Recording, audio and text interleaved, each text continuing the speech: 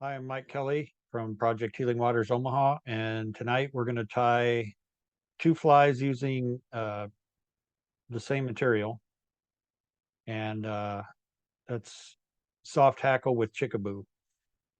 And once you see the technique on both of these flies, you can use different types of soft hackle to do those flies. Um, so the first one is going to be the Tabou Caddis.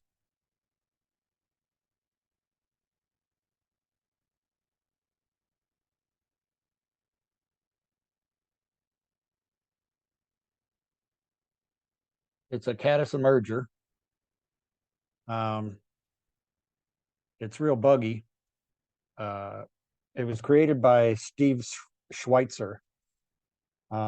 Steve was a former vice president of sales and marketing at Whiting Farms and author of the book A Fly Fishing Guide to Rocky Mountain National Park. I wish I would have read that before I went there. Um, the Tabou Caddis emerger uses 2 parts of a soft hackle pelt with chickaboo. And I'll show you the material. This is how it's packaged. And the chickaboo is this marabou stuff at the base of this pelt. It's like marabou, but it's much smaller, and you can tell by these feathers that um, it's like a small version of marabou. The marabou that we use is from turkeys. Um, and then the wing of the fly is actually from these um, soft hackles in this hand neck or hand cape. I mean, the rib of the fly is Stretch Magic from Craft Store. I didn't go out and get that, but as a substitute, I'm using it's a pearl flashaboo, not crystal flash. So it's like a tinsel, and so I just pull a strand of that off and cut it. I'll use that for my rib. That over there. I'm going to go back to the vise.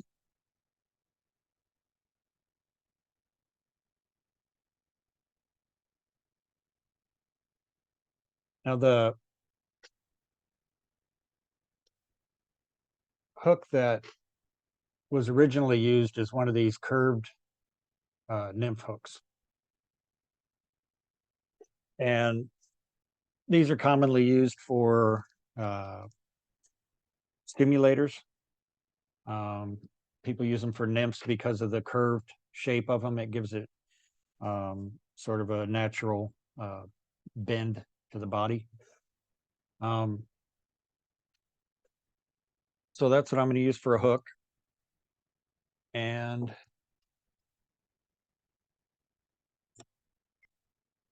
I'll start by bringing some more light over here.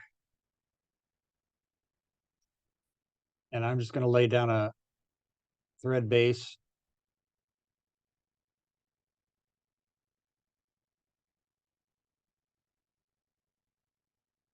And I'm going to go all the way back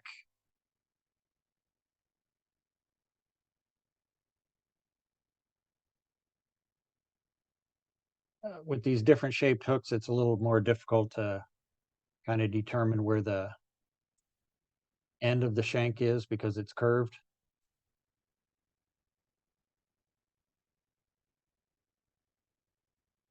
But I will use some of that bend, and I'll go back to, actually it does end up with where you let your thread hang.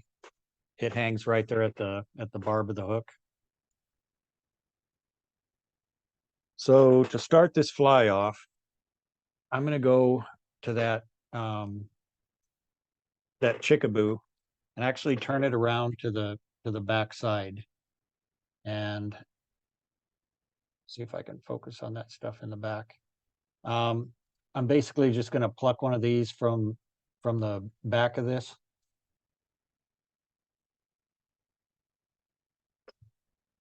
So that's my feather. You can see it has an aftershaft feather on there too. I don't need that. I'll just pull that off. And then some of this stuff down here at the base, it's a little kind of greasy and short. I'm just going to take that off. So that's what I'm going to be left with right there. Focus back on the hook. There we go. All right.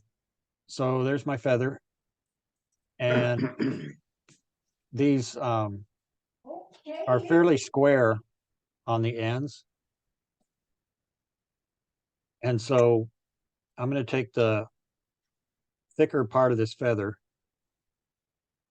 and I'm going to take one wrap over and then lift the feather, do a wrap underneath, and then one more over. And I'm just kind of putting medium tension on that. So now I'll be able to pull that feather out to where I have a short, stubby tail. This is a caddis emerger. So there's not really an extended body or much of a tail. So I'm going to pull it out a little bit more here, right to about there. And then I'll pull tight on that thread. Take one more wrap over, and then I'll go underneath and advance my thread up to about, let's say about 3 eye lengths back from the eye. And then I'm going to take that feather and I'm going to twist it about maybe 5 or 6 twists. Oh, I didn't tie in my ribbing. Let me tie in that piece of Flashaboo.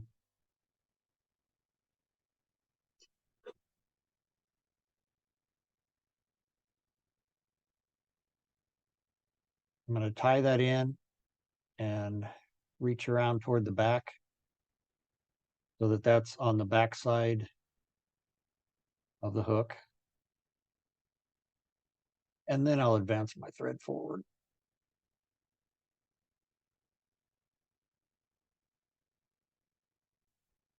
All right. I'll move that out of the way and then I'll take that feather again. Give it a little bit of a twist. I'm going to have to clip this back so it doesn't get in the way.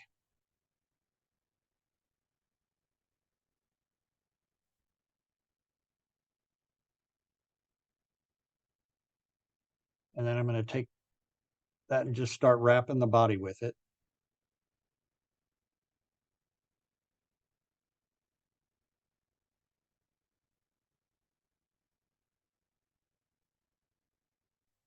Oops. All right, I'm going to grab it with a hackle pliers.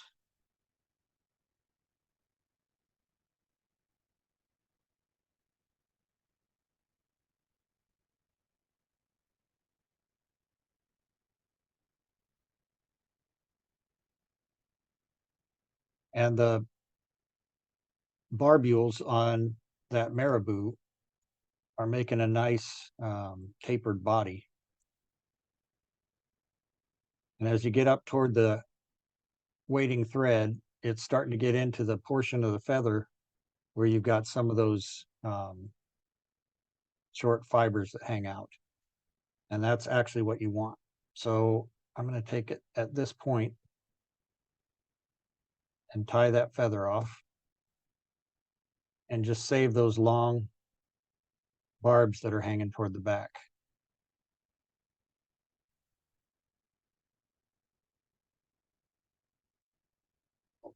Put that out and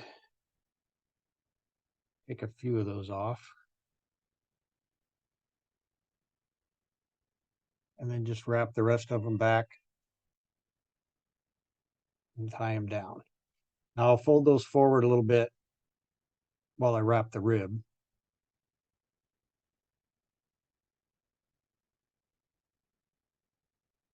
Now I'm going to actually reverse wrap that.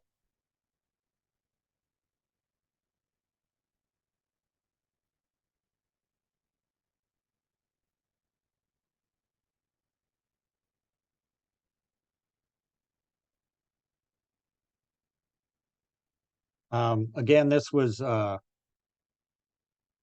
original had a rib of a product called Stretch Magic, and it's used for beads, I guess, for bracelets and stuff like that. And it's a clear plastic um, material that stretches when you it gets smaller diameter when you stretch it, and that's what was originally used. But I think that gives it a nice um, rib there, and it also gives it just a little bit of flash. Now, the wing and the head are going to use one of these. I'll grab a smaller one here. I'm just going to pluck one of those soft tackles from that same pelt.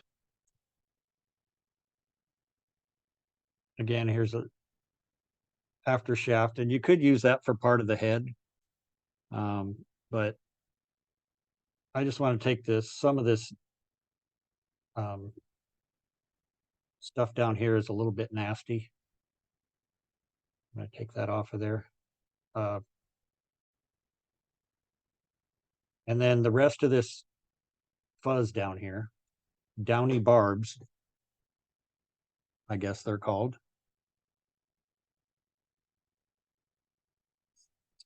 And I'm going to clip those off of the stem. And I just have this little pile of them there. I'm going to do that on both sides with just the fluffy stuff there. And that's normally waste, but in these two flies, it's actually an important part of the fly. So the rest of this, this is way too big a feather for my wing. So I'm just going to strip all of this back. Get it out of the way. And then look at the length of my hook. And I want my wing to be about that length. So I need to strip a little bit more of this off.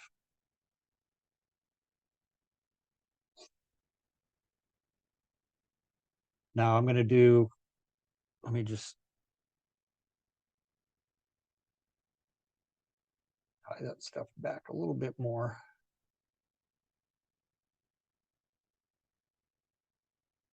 Now I'm going to take that feather and do the same I did with the chickaboo on the tail. I'm going to come up the stem a little ways.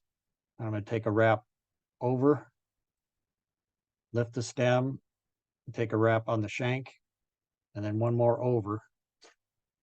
And now this gets a little bit fiddly. Ideally, I want this feather to be with the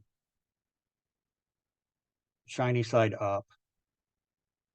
And I just want to pull that under those thread wraps where it gives me that wing over the back.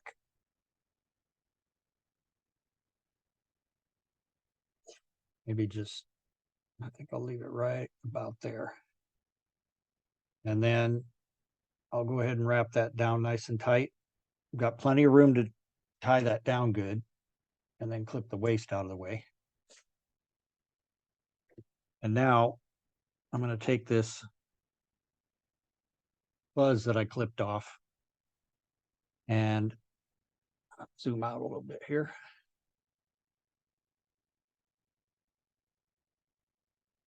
Maybe tilt it down. and I'm going to use that for dubbing. Take a few of the fibers, twist them onto the thread.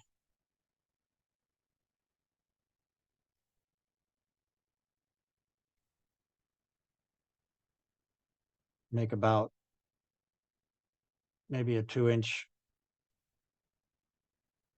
dubbing loop, kind of a loose dubbing loop. And then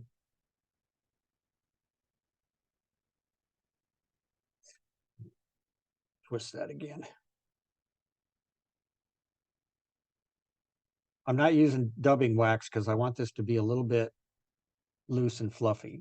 There it goes. It's behaving now. So I'm going to go back toward the back here.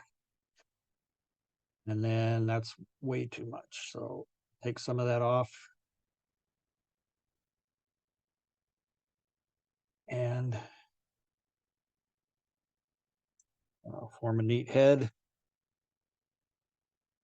And whip finish from back to front.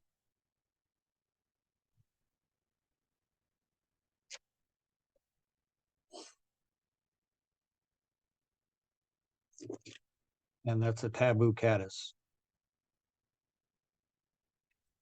Now, what I like to do a little bit, I don't want to get, like I have a brush that I use for dubbing, but I just want to pick a little bit of this out of the head to make it a little buggier and fuzzier.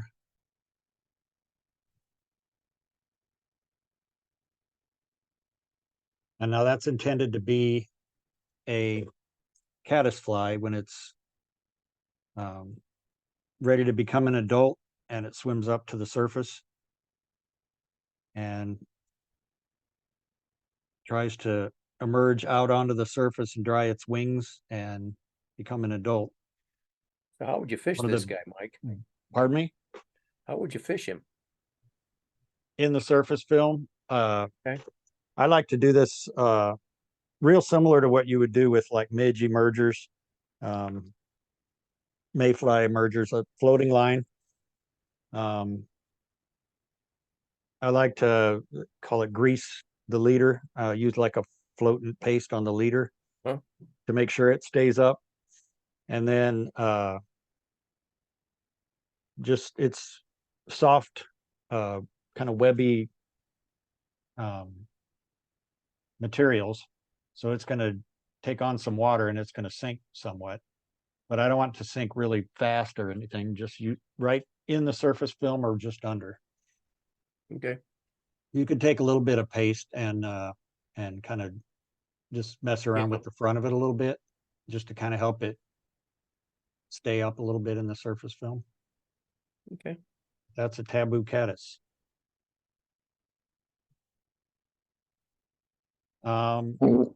What, Mike, would Yeah. stuff like the Kiwi camp spray help any on that? I've never used that as a floatant. I usually I don't have it with me handy. But there's lots of manufacturers. Al sells some, I know. There's a floatant paste, and then there's a looser liquid that's used to sink flies. I think there was a product called XINK and GINK. I think one of them was floating, one of them was made them sink. But basically, I would probably fish this at first just like it is. And then if it started to sink too much, I might try to dry it on a patch, dry it on my jeans, and then just put a little bit of that floating paste to make sure the tippet is nice and greased. So that'll kind of help float on the surface. But if it tumbles a little bit and stuff, that's what the naturals do, especially on a stream. It's gonna tumble and roll, and that's what the natural emergers do. They don't always gracefully pop up and fly away. So So the next fly is the double E. It looks kind of similar because I use the same feathers. But it's a pretty unique pattern. And this is going to be tried. If it's windy tomorrow, it'll be Saturday morning. This is going to be tried for crappies. Where are you going? I'm going to try Walnut Creek and see if they're around the dock. Okay. Yeah, I got a meeting at Bellevue tomorrow, otherwise I'd be there with you. So while I get my beads on my hook, the double E streamer, again, is a fly created by our friend Al Beatty.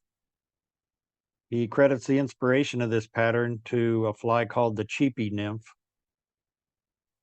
that was developed by a fly shop owner in Spokane, Washington in the early 70s. Al can't remember which one of the two shop owners developed the inspiration pattern, but one of them was named Everett and the other was named Ed. So he credits both of them by using the name double E. It can be tied with many different types of soft hackle feathers, just like the last one we did.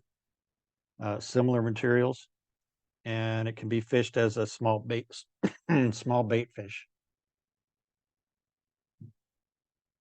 So to get set up, I put a couple of beads on this hook. You want about a 2x long hook. I got a material sheet here. 2x long hook, size maybe 6 to 16. The thread is whatever your choice is, based on the color of the fly. The tail is the downy barbs that we used for dubbing, as is the body, and then the beads are optional. You could use one bead, you could use 3 beads if you wanted to get creative. But the way this fly is finished off, you really don't want to end up with too many beads because it's going to cause problems. So put my glasses back on.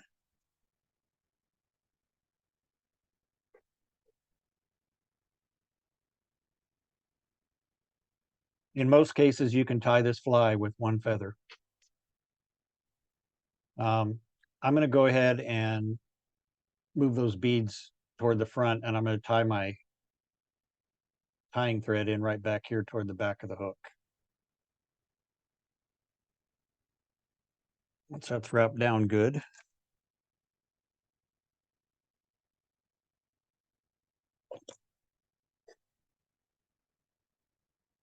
I'm using that Semperfly Nano Silk, and it's really slippery, so I went back over that to make sure that holds down good.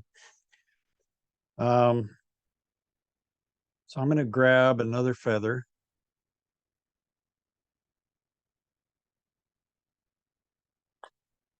Off of this, I grabbed 2. This soft hackle with chickaboo. Obviously, you don't need the chickaboo, but we're going to use this stuff, these downy barbs here, to start off with as the tail. I'm going to grab some of this a little bit shorter stuff, like right in here. Strip it off.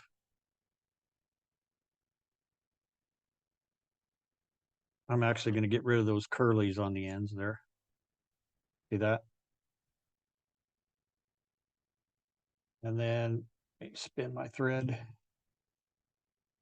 there. So see that jumps back and grabs those materials, and tie those in nice and tight.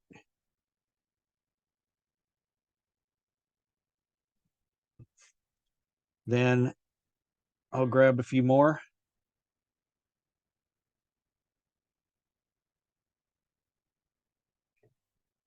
I'm going about on the stem, I'm going about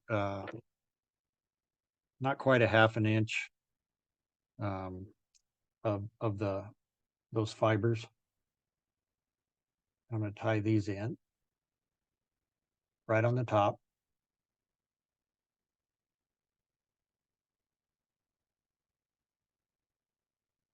And then at this point, I'm going to slide that bead forward, but this is a variation from what Al does, I believe. I'm going to actually do a little bit of a whip finish here because my thread's going to go over the bead. And if that thread was to get nicked on a tooth or something like that, then I don't want it to come undone. So I'll just slide that bead back and then come over it with my thread and take a few wraps in front of it. So now I'll continue with the downy barbs, if you will. There's a small bunch.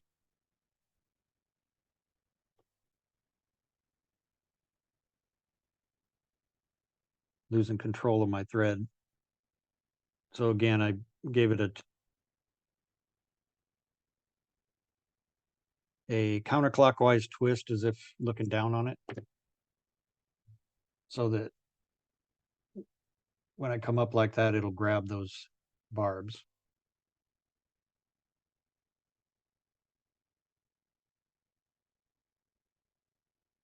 Grab a few more. I'm starting to run out on this feather, so I'll grab that second one that I had.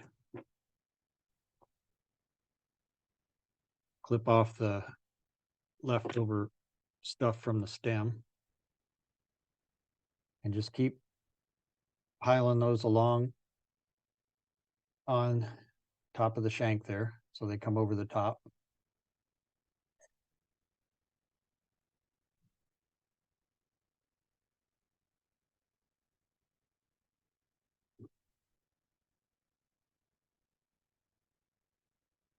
Move forward just a little bit at a time. And I'm just about where I want to call it quits here with the downy barbs. I'll tie those down tight. Again, I'll do a whip finish.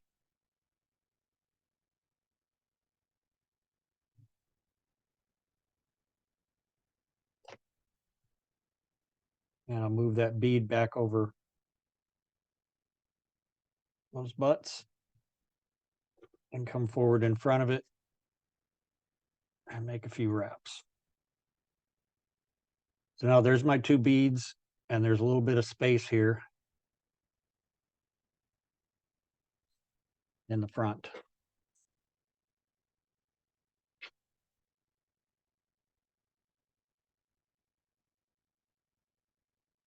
So I'm going to take the rest of this soft hackle here, and I'm going to strip back the tip.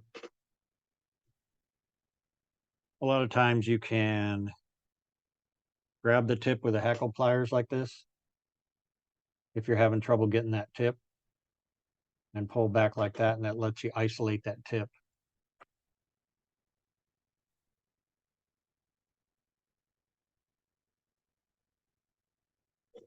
So I'm going to come about back here. And I'll take that feather with the shiny side facing me. Make a few wraps. Fold that back. And wrap over it to make sure it doesn't come loose.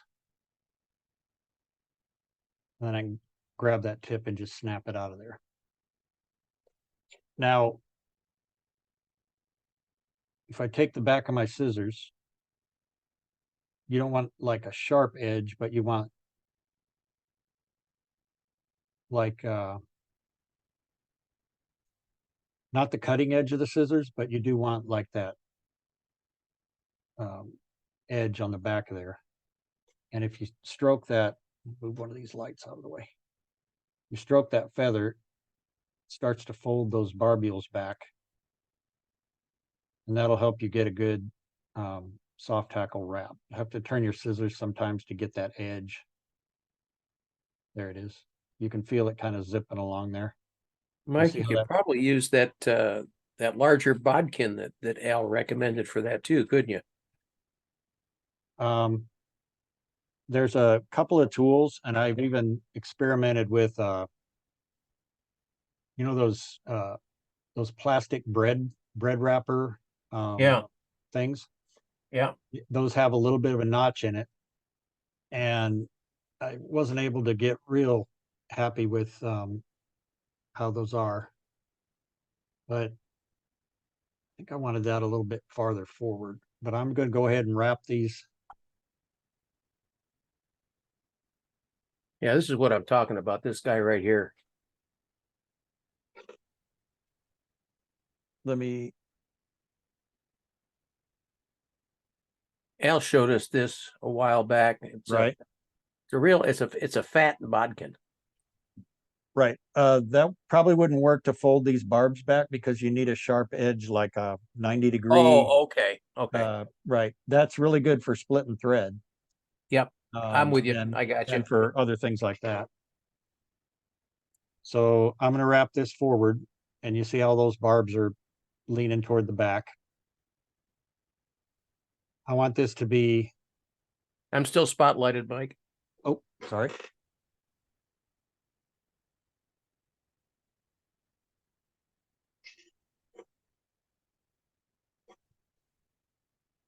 Quite a few wraps here, and right up here toward the eye of the hook.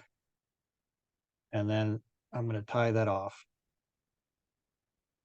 A couple wraps over.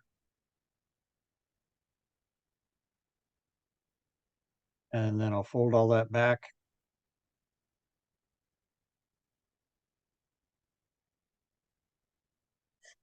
Now,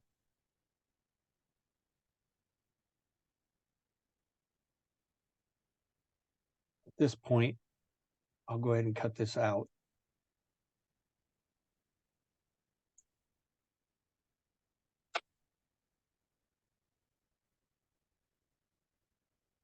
And then I'm going to come back through that. Come back a ways. And then I want to stroke this stuff back and make kind of a little bubble there. Now, it's pretty easy to twist all those fibers. So I'm going to take a very loose wraps around it and then pull straight up. Now I've got a little bubble head right there, and then a nice collar of all that leftover soft hackle.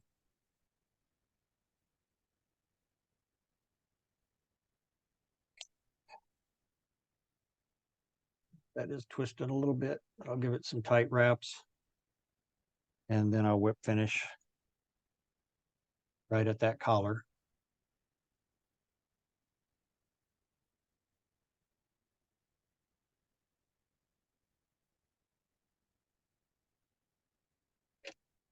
Pull that real tight and then snip. Now I had a short hackle fiber right here, kind of come through there, so I'm just gonna try to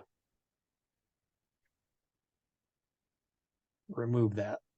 So my head did spin a little bit. I don't know if you noticed that when I pulled tight, but that's not too bad right there. Now I'll take my UV glue. This is that UV printer resin. You could use any UV glue that you have. And I'm going to start off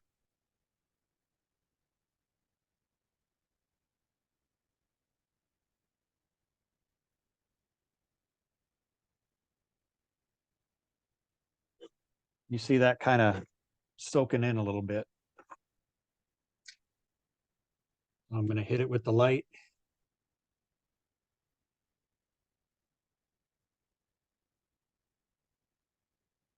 Let that cure real good.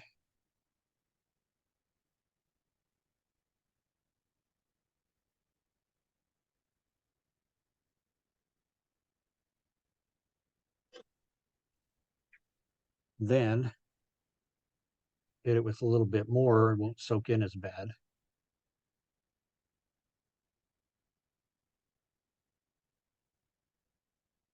I have had problems where you glop this stuff on a little too thick, and it really can't, if you imagine the light trying to cure that resin, if it goes down inside those fibers, the light won't reach it down there, so that stuff stays wet. And this is with the Loon product, and I've had the, my heads actually like collapse and kind of start to fall apart. This stuff seems to cure a lot harder. I've been more pleased with this stuff. Okay, Mike, what color is that chickaboo that you're using? It's a Rusty, they called it a dark ginger, I think was the color. Modeled, it's called, if you can see, that's not the right label thing.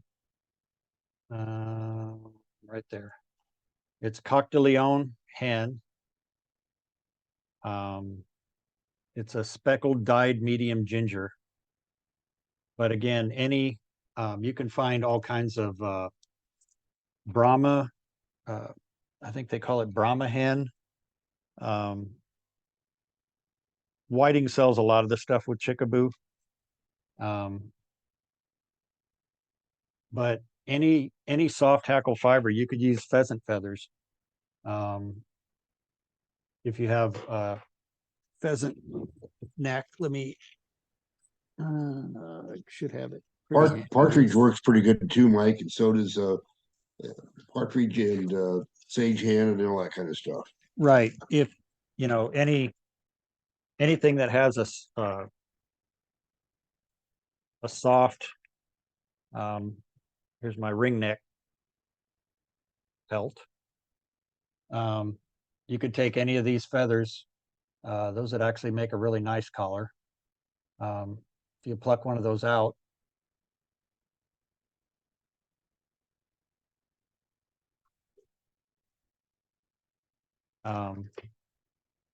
you've got the soft hackle at the top there. Sure.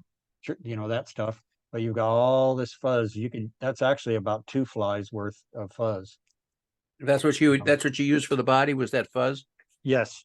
Yep. Okay. For the tail and then the body. And you could use any of these different feathers on that for a nicer. I think some of these would be really cool out here toward the sides. Yeah, I may try that when I any go of to them. Fort Robb for cutthroats this fall.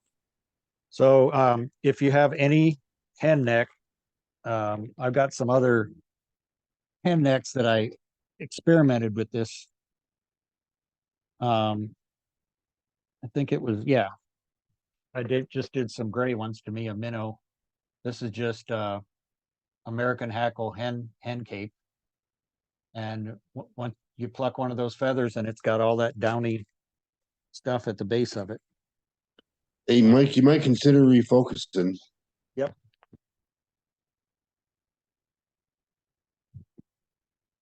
And then I'll finish this up. So I believe I probably cured that enough. And you could also do a bunch of these, stick them in the rim of a styrofoam cup and stick the hook into the styrofoam cup and then just set them out in the sun a little bit. And that'll guarantee that UV resin will cure. But yeah, that's nice and hard. The 2 beads are going to give it a little weight and a little bit of flash. And then all that marabou is just going to swim like crazy. And I think that might outperform my rabbit jigs. So I'm definitely going to give that a try this weekend. And I'll let you know next week how it turns out. Good.